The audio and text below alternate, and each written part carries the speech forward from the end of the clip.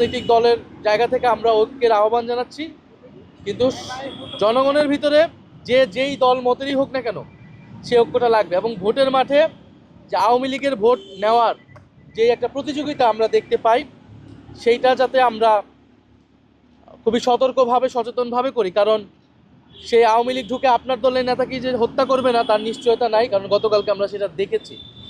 এবং ফলে এই জায়গা থেকে যাতে আমরা দায়িত্বশীল হই এবং গণ অভ্যুত্থান এবং বাংলাদেশ প্রশ্নে আমরা যাতে সে ঐক্যটা বজায় রাখি। নিরাপত্তাটা কিভাবে হবে? আমরা তো শুধু কেবল আমাদের নেতাদের নিরাপত্তা নিশ্চিত করলে হবে না, নেতাদের নিরাপত্তা দিয়ে জুলাই টিকে থাকবে না।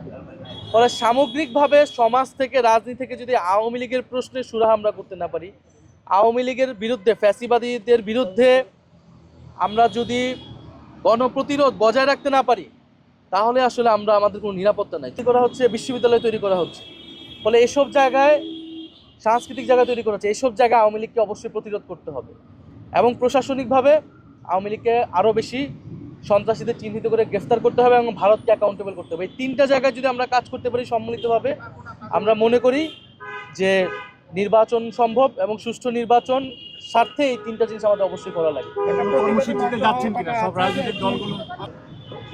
সকল রাজনৈতিক নেতৃবৃন্দ তারা যাতে নিরাপদে থাকে সেই নিরাপত্তার ব্যবস্থা করার জন্য সরকারের প্রতি আহ্বান জানিয়েছে। সেটি নয়, মূলত হচ্ছে আমাদের ভিতরে যেন এমন একটা ঐক্য থাকে যাতে করে আমরা সকল রাজনৈতিক দল ফ্যাসিবাদ বিরোধী